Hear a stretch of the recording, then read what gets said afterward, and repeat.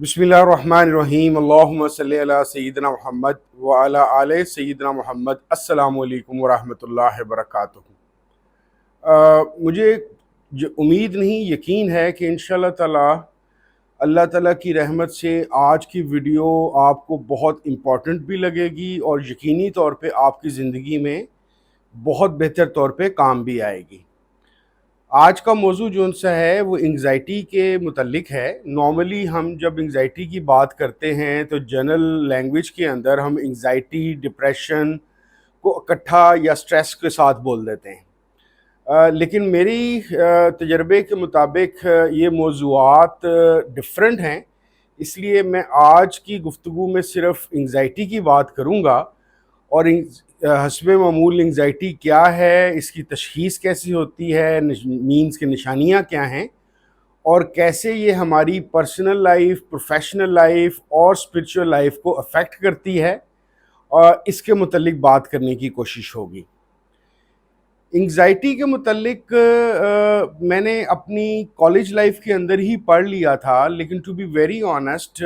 इसके मुतल्लिक सही मायनों पे कि असल में एंग्ज़ाइटी है क्या और ये फंक्शन कैसे करती है, मेरा ये तजर्बा 2012 में शुरू हुआ। 2012 के अंदर मेरे अपने कुछ हालात इस तरह के थे कि गो कि मैं फ़ाइनेंशियल क्राइसिस में से निकल आया हुआ था, लेकिन मैं कोई तसव्वुफ़ की किसी ऐसी एक नई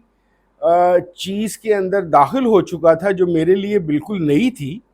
और ये चीज़ आप वो तमाम लोग जो तसव्वुफ़ में चल रहे हैं या चलना चाहते हैं उनके लिए शायद ये एक बहुत मुनफ़रिद किस्म की मालूमात हों, क्योंकि तसव्वुफ़ को जिस तरह मैं हमेशा कहता हूँ कि दो तरह के इसके इम्पैक्ट्स होते हैं। एक तो प्लेसबो या सूडो फैक्ट होते हैं,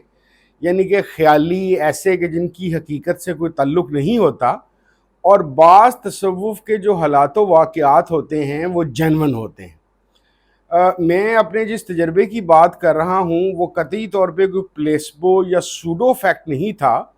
वो एक पॉजिटिव और जेन्युइन फैक्ट था जिसके अंदर होता ये है कि जब बंदा नया नया एक किस्म का रूहानी कैफियत और वारदात के अंदर दाखिल होता है तो उसकी बॉडी के अंदर भी बाज़ चीज़ें उसको कबूल नहीं कर रही होती और उसमें तोड़ फोड़ का अमल शुरू हो जाता है। उसी तोड़ फोड़ के अमल के अंदर, क्योंकि तसव्वुफ़ का जिस तरह मेरा ये मानना है कि इसका रूहानियत का ताल्लुक़ इंसान के ब्रेन के साथ भी है, तो एक ऑब्वियस इम्पैक्ट ये है कि जब ये चीज़ शुरू होती है, ये मीन्स के रूहानी कैफियत और वारदात, तो आपके ब्रेन की बाज़ गिरें इस तरह से खुलना शुरू होती हैं या उस पर इस तरह का इम्पैक्ट आना शुरू होता है कि जो आपके लिए हैरान कुन भी होता है और बाज़ दफ़ा वो तकलीफ़ दे भी होता है। तो ऐसी ही किसी कैफियत के अंदर मैं था, तो आप यूँ समझ लीजिए कि बज़ाहिर वो एक एंग्ज़ाइटी की कैफियत थी और असल में वो मेरा एक पहली दफ़ा तजर्बा हो रहा था तसव्वुफ़ में आने के बाद रूहानी कैफियत को जेन्युइनली एक्सपीरियंस करने का। मुझे याद पड़ता है कि उसी 2012 में ही मेरे एक बहुत करीबी दोस्त हैं, 30-35 साल पुराने, मुअज़्ज़म हनीफ़। मैं उनसे अपनी मुख्तलिफ़ कैफियत और हालात, अपने दिमागी या मेरा जो इमोशनल डिसबैलेंस हुआ था और मुझे स्वेटिंग और परेशानियाँ इस तरह की दिमाग में जकड़ चलते रहते थे, तो उसके साथ मेरी बात हो रही थी तो उसने मुझे एक बड़ी मज़ेदार बात बताई। उसने कहा कि यार उमर, तुझे पता है कि एंग्ज़ाइटी को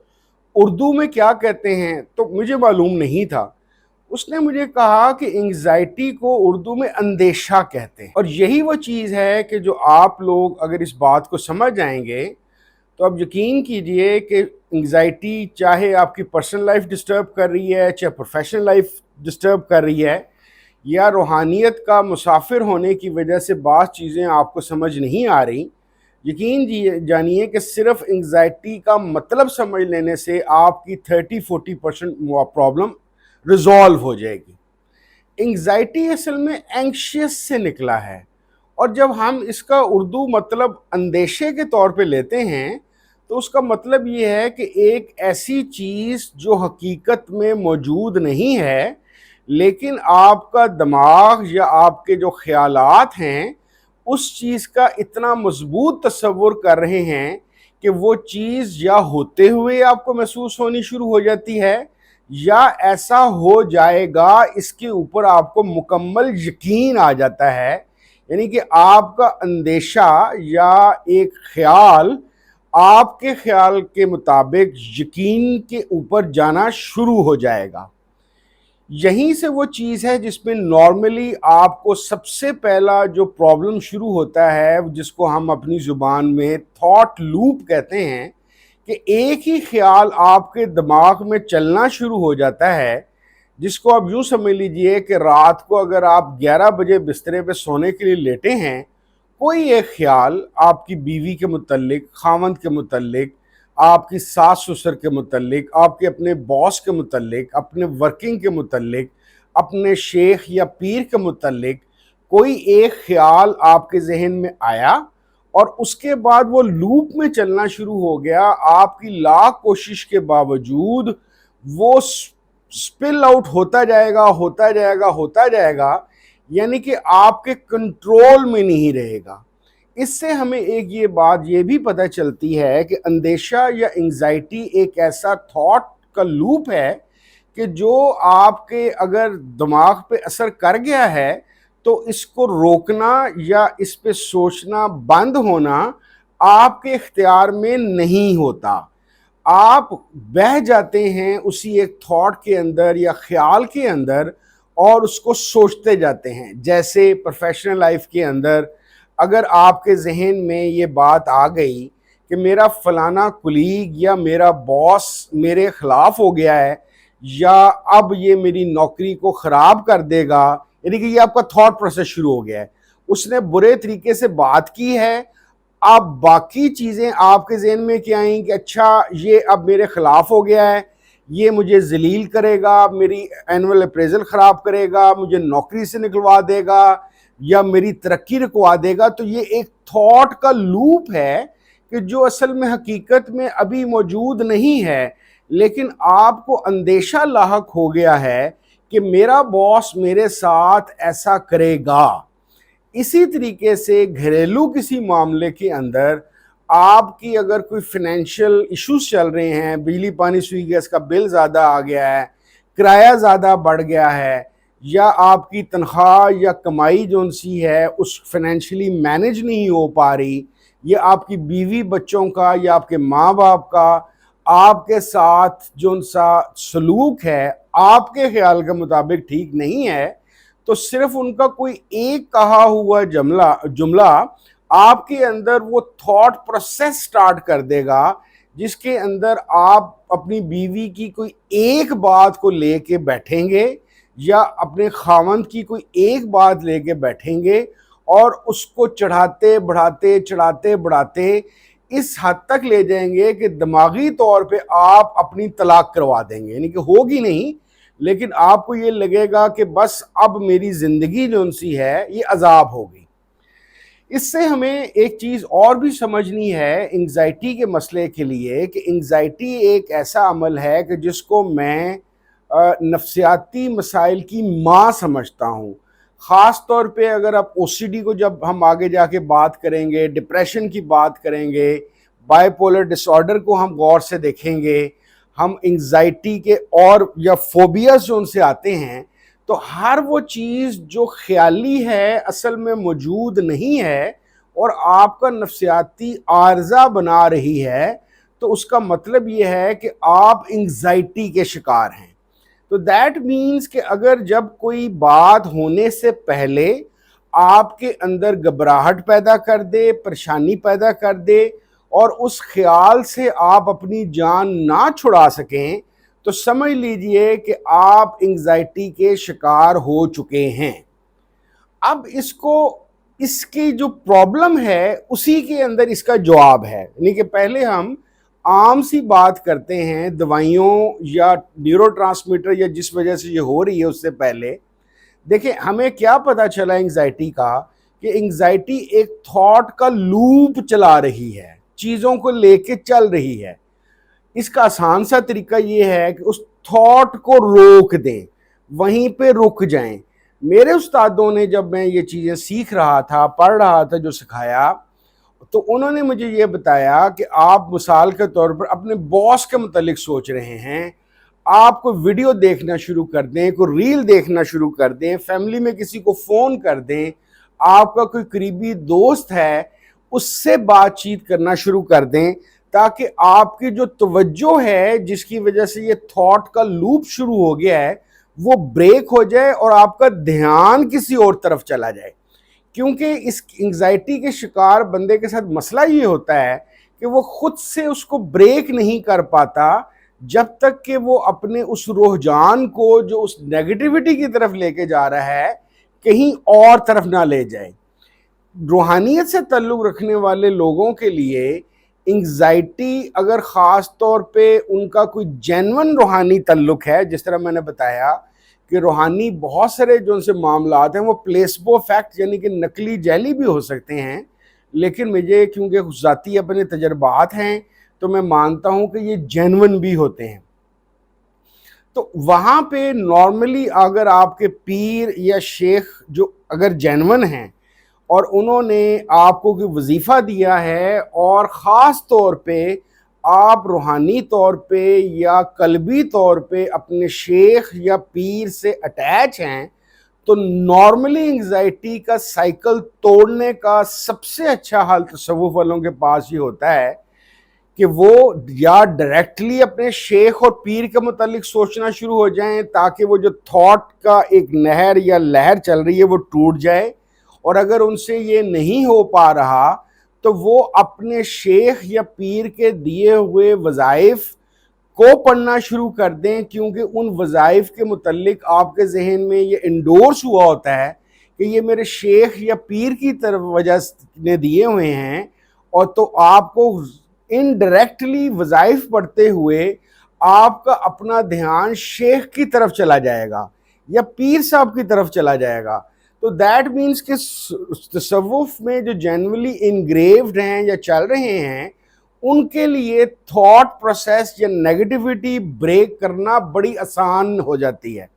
لیکن جیسے کہ سٹارٹ میں نے کہا تھا کہ بعض دفعہ جب آپ کی روحانی کیفیات یا واردات شروع ہوتی ہے تو آپ کا برین یا آپ کی باڈی جو سی ہے اس کو ایکسیپٹ نہیں کر رہی ہوتی, اس سے ایک قسم کی ریجیکشن پیریڈ میں جاتی ہے, جو دو وجوہات کی بنیاد پہ ہو سکتا ہے. ایک تو کیونکہ اگر تصوف اور طریقت جینون ہے تو شیطان کا حملہ بھی ہو سکتا ہے, یا آپ یوں سمجھ لیجئے کہ شیطان یہ چاہ رہا ہے کہ آپ اس سیدھے راستے جس پہ آپ نماز قرآن کی طرف لگ جائیں گے یا رسول اللہ صلی اللہ علیہ وسلم سے محبت کا معاملہ ہو جائے گا, شریعت پہ چلنا شروع ہو جائیں گے, تو وہ آپ کو کوئی وسوسہ ڈال کے اس لوپ میں چلا دے گا. یہاں پہ جو لفظ وسوسہ ہے, جس طرح اندیشہ ہے, اسی طریقے سے انگزائٹی کا ایک اگر آپ ترجمہ ذرا ٹریٹ کر کے وسوسہ کریں تو آپ کو اس کو سمجھنے میں اور اس کو کنٹرول کرنے میں بہت آسانی ہو جائے گی. کیونکہ وسوسے کا بھی یہ مسئلہ ہوتا ہے کہ وسوسہ جو ان سے آتا ہے وہ آپ کے کنٹرول میں نہیں آ رہا ہوتا انلیس کہ آپ وظائف میں یا اپنے شیخ یا پیر کے ساتھ بہت زیادہ مضبوطی سے اٹیچ نہ ہوں, اور اللہ کرے کہ اگر آپ کے شیخ یا پیر ایک جینون ہوں تو پھر کیونکہ شیخ اور پیر جو جینون ہوتا ہے اس کا پاس کمال یہ ہوتا ہے کہ اس کی ہر وقت نظر یا ہوتی ہے اپنے مرید کے دل کے اوپر, تو اس کی فائدہ اس کو یہ ہوتا ہے کہ جو بھی دل کی یا دماغ کی کیفیات ہوتی ہیں شیخ کی طرف سے دماغی اور دلی طور پہ کوئی نہ کوئی سپورٹ آ جاتی ہے. لیکن اگر آپ اس لیول پہ نہیں بھی ابھی پہنچے, بہرحال شیخ اور پیر کا خیال یا وظائف آپ کی اس کنٹینیوٹی کو بریک کر دیں گے. تو اسی طریقے سے آپ کو بیسیکلی انگزائٹی کے سرکل کو توڑنے کے لیے یہ چیز چاہیے. سائنٹیفکلی بیسیکلی یہ تین چیزیں ہیں نیورو ٹرانسمیٹر خاص طور پہ جس کی وجہ سے یہ چیزیں ڈیولپ ہو جاتی ہیں. ایک تو سیروٹونن ہے, ڈوپامائن ہے, اور ایک تیسرا نیورو ٹرانسمیٹر ہے جو ایون نفسیات دانوں کے پاس بھی ان کے حلقوں کے اندر بہت زیادہ ڈسکس نہیں ہوتا، وہ گابا ہے۔ اور میرا یہ خیال ہے کہ خاص طور پہ بائی پولر ڈس آرڈر اور انگزائٹی کی جو ایکسٹریم فارم ہے اس کے اندر گابا کی اگر ہم فنکشننگ پڑھیں، جس کے اندر وہ بیلنسنگ کر رہا ہے ایموشن کی، انٹیلیجنس کی، انالیسس کی، جب اس کے اندر خاص طور پہ پرابلم شروع ہو جاتی ہے کہ انالائز نہیں کیا جاتا کہ کون سی چیز حقیقت ہے، کون سی چیز خیالی ہے، کیونکہ آپ کو انگزائٹی نے کیا کر دیا ہے کہ بیسیکلی ایک چیز خیال ہے، تھاٹ ہے، وہ ہو نہیں رہی، لیکن آپ کی باڈی کو یقین دلا دیا ہے، آپ کے دماغ کو یقین دلا دیا ہے کہ یہ ایسا ہی ہے۔ تو میرے خیال کے مطابق سائیکیٹرسٹ کے پاس اگر آپ جائیں اور وہ گابا، سیروٹونائن اور ڈوپامائن کے اوپر محنت کرے تو آپ کی انگزائٹی کی جو سی پرابلم ہے وہ آپ کی ریزالو ہو سکتی ہے۔ اس کے علاوہ کچھ ایکسرسائزز بھی ہیں میڈیٹیشن کی اور یوگا کی، وہ اگر آپ انڈیویجولی آپ میں سے کسی کو ضرورت پڑے تو رابطہ کیا جا سکتا ہے میرے سے بھی، میں اپنی طور پہ کوشش کر کے جتنا بیسٹ آف دا بیسٹ آپ کو بتا سکوں گا انشاءاللہ تعالی میں بتانے کی ضرور کوشش کروں گا۔ لیکن فی الحال آپ اس بات کو سمجھ لیجئے کہ انگزائٹی ایک ایسا آپ سمجھ لیجئے کیفیت ہے کہ جس کو آپ ارلی اگر کنٹرول نہیں کریں گے تو یہ آپ کی پرسنل، پروفیشنل، اسپرچول ہر چیز کو کھا جائے گا، کیونکہ اس کا وار یہی ہے، جو چیز موجود نہیں ہے اس کو ثابت کر دے کہ وہ موجود ہے۔ اور اس کا ایک ہی آسان حل ہے کہ چاہے دوائی کے ذریعے، چاہے میڈیٹیشن کے ذریعے، چاہے وظائف کے ذریعے آپ اس تھاٹ پروسیس کو توڑ دیں تاکہ آپ ایک خوشکن اور بہتر زندگی گزار سکیں۔ بہت شکریہ۔ السلام علیکم ورحمۃ اللہ وبرکاتہ۔